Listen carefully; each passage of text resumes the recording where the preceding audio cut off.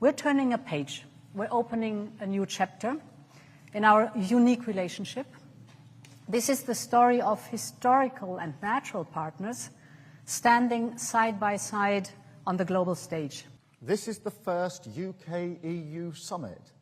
It marks a new era in our relationship. What's bringing Britain and Europe back together 5 years after Brexit? The UK and the EU have signed a sweeping reset deal to normalize economic ties and deepen their security partnership. This comes amid fears of American disengagement and rising threats in Europe. Let's break down what this landmark deal means. Brexit, short for Britain plus exit, was a 2016 referendum where UK citizens voted to leave the European Union. Supporters said the UK would gain more control over its laws, borders, and regulations, but it sparked deep political and economic shifts.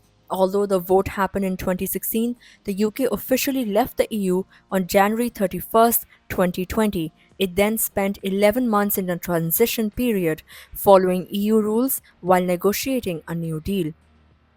That trade agreement was finalized on December 24th, 2020, and on December 31st, the UK formally exited the EU's Single Market and Customs Union. So why this deal now?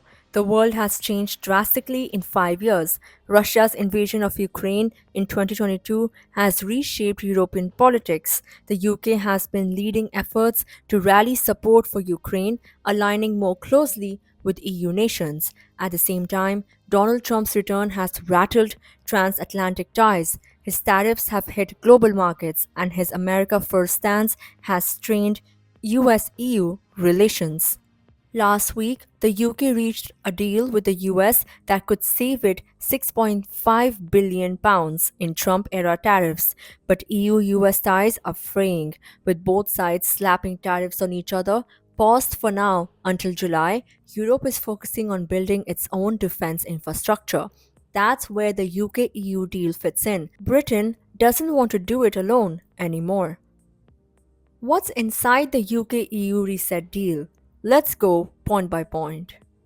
The EU will continue to fish in British waters until 2038. The old Brexit fishing deal was due to expire in 2026. Under the new one, yearly quotas and fishing licenses with the EU and Norway will stay in place. To support its coastal communities, the UK is expected to launch a £360 million fishing and coastal growth fund. This is about reducing border checks on UK food exports. Under the deal, the EU will ease inspections on animal and plant products. It means UK can now export items like raw burgers and sausages to Europe for the first time since Brexit. But there's a catch. The UK might have to gradually align some of its food rules with the EU, what's known as dynamic alignment. A formal defense and security pact is now in place. The UK and EU have agreed to deepen cooperation and share intelligence. This opens the door for UK-based arms firms to access the EU's £150 billion Security Action for Europe SAFE fund used for defense projects. The British government says this will support thousands of jobs. There's also a new youth experience scheme in the works. Young people aged 18 to 35 could soon travel and work freely between the UK and EU for up to 3 years. This will be capped and time limited based on similar deals the UK already has with Australia and New Zealand. British travellers will be able to use e-gates at European airports again. There's also good news for pets. A new system will cut down on vet paperwork and make pet travel to the EU easier.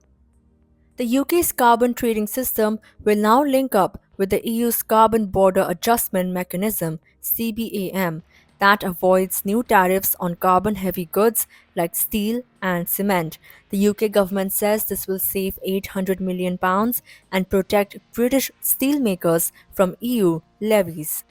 But here's what hasn't changed. The deal sticks to 3 core positions of Prime Minister Keir Starmer's Labour government: no return to the single market, no customs union, and no free movement of people.